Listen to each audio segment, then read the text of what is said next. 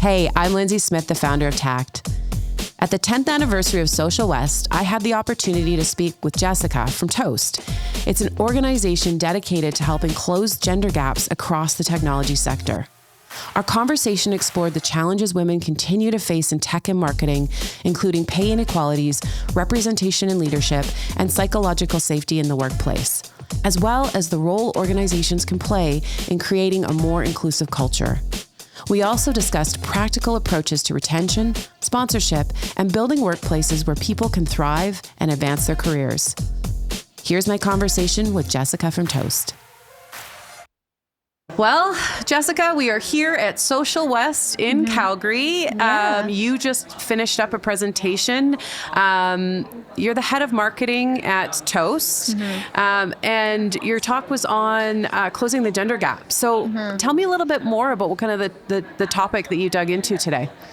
Yeah. Well, one of the things that TOAST does is work on closing gender gaps in tech. So we kind of dived into the research and the data on that in tech as a whole, but also there are gaps in marketing as well.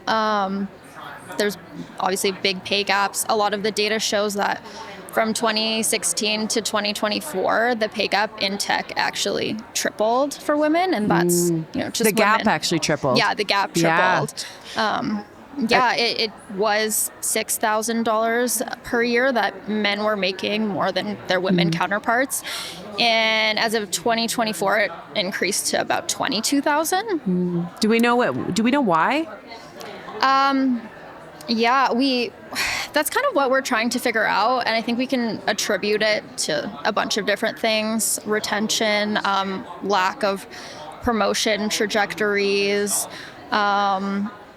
promotion velocity as well, a lack of, there's also a confidence gap, I think, sometimes for women. Not enough sponsorship in organizations. There's a ton of things plaguing women. And then when you mix in intersectionality, and so if you're a woman of color or a mother or a different sexual orientation, those gaps get a lot wider. Interesting. And so one of the things, so TOAST is a tech HR firm, right? And you guys, a big part of what you look at and focus on is ensuring that you try and close that gap. So Totally. What are the things that you help businesses do to make sure that women feel included in and should be applying and want to stay longer? Yeah, our business is kind of twofold. So on one hand, like you said, we have the recruitment services. So we'll partner with other organizations in tech and increase the diversity of candidates in their hiring pipelines. So that entry point is where we're addressing some of those barriers to getting into tech. And then on the other side of that, we also have a community platform, which is a membership and a subscription for women in tech. And that is designed more to address that retention piece and create some of the belonging and psychological safety that is missing from workplaces. So when you say psychological safety is missing from workplaces, let's drill it down into that a little bit more. Psychological safety is not necessarily fear around or surrounding some of the more obvious things. Like, there's low-hanging fruit, like hostile workplaces, sexual harassment, obviously, but a lot of the women that we've spoken to say that they don't necessarily feel unsafe at work during one big thing. It's often a culmination of smaller instances that compound over time. So things like that can be being left out of technical discussions or talked over, being like the butt of a joke at work, being penalized for accessing flexible options, feeling like they have to work twice as hard to get the same results as men, or feeling that they're isolated or they're the only woman and not seeing themselves in leadership. There's so many factors that feed into women not feeling safe at work. So when you see those things happen, what is it, do you work with companies to help them make sure that doesn't happen? Are there rollout plans that you do? Is it coaching or consulting, or what does that look like? Yeah, for us on the recruitment side, we'll make recommendations for things like that. We'll also kind of teach companies how to eliminate some like masculine coded behaviors or language from their workforces. We'll push for these things at a like deeper level past the hiring stage. We don't have like that relationship where we go in and consult on those strategies. But one of the things we do is when we do successfully place candidates in their organization, those candidates get a TOAST membership as part of being hired. And then within our community, we work to address some of those issues. One of the things that we're like super proud of is our Champions program. So that is a 12-month relationship where we take women within our community and we pair them with a man in the tech industry, usually director plus level. And we essentially train those men on how to better advocate for women in their workspaces. Interesting. Yeah. And how to like create more of that psychological safety. And like one of the biggest things is like addressing it when you see that women are talked over, or putting your hand up for women when they're not in the room. So it kind of goes beyond just like a typical mentorship program into like more career acceleration and a closer relationship. And we found that a lot of the pairs that we've set up go beyond like that 12-month relationship and continue on. Now, you were telling me earlier too that there's far fewer women will apply for a role, but that it's not necessarily because there are fewer women available to apply. They just don't actually fill out the application. And it's not because they're not interested either. Yeah. Let's talk about that a little bit more. What are you seeing? Yeah, I think there's like a widely cited statistic that women will apply for roles if they meet 90 to 100% of qualifications, whereas men will apply if they feel like they only meet 60. So it goes back to kind of this confidence gap, and maybe it's women not having confidence around technical fluency, although oftentimes they meet those qualifications and they already have those skills, or the path to upskilling isn't actually as long as they feel that it is. But there is a lot of technical adjacent or masculine coded language in job postings, and I think why that is an issue is that it influences who applies and who feels qualified to apply. One of the things I talked about earlier is we are even seeing this in marketing now. Marketing roles that are, I don't know, product marketing manager, growth manager, or growth marketing are being rebranded to sound more technical. So like go-to-market engineer, or like product success architect, something like that. It's just very jargony and very technical adjacent, and that's quietly filtering women out from even like applying or opening a job in the first place.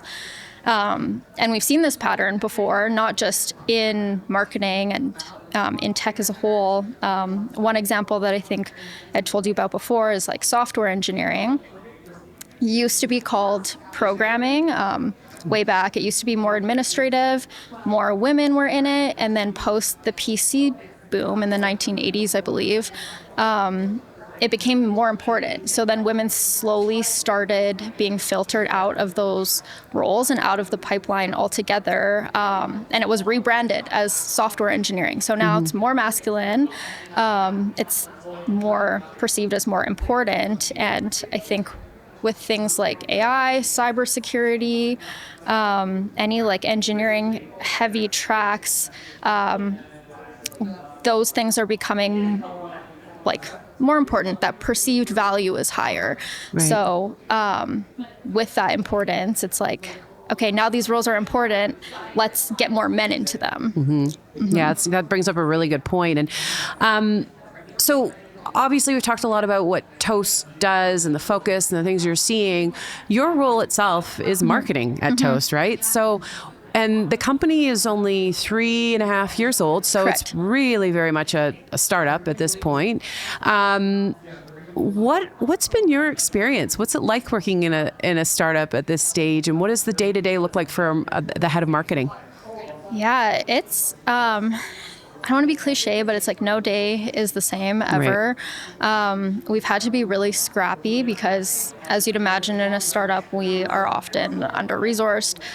There's only a couple of us doing the marketing. And I think what's been really important to us is really defining who we're for.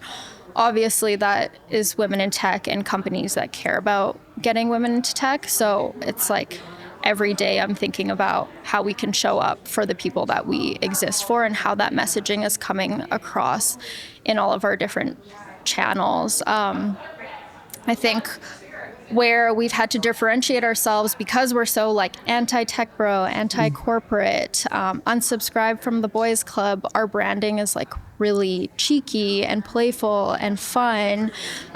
It's sometimes maybe a little offensive because we lean into pop culture and memes a lot because we're trying to resonate with those pain points and those things that are plaguing women in the tech industry and relating to them sometimes through humor. And I guess that offends some people.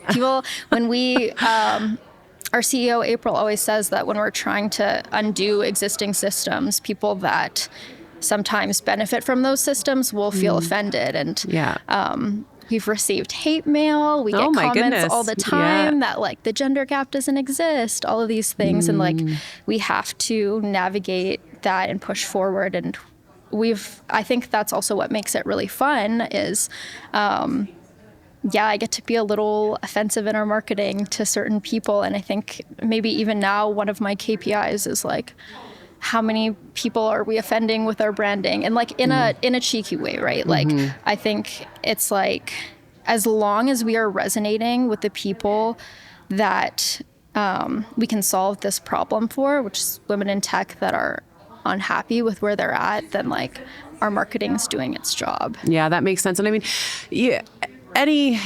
every brand person knows that you got to stay, like if you really want to stand out, you have to stand for something. And I think there's that old saying, I think it might've been Lincoln or another US president, but it was basically like a man without enemies, or was that Mandela? I don't know, some famous historical person. I'm terrible at and quotes.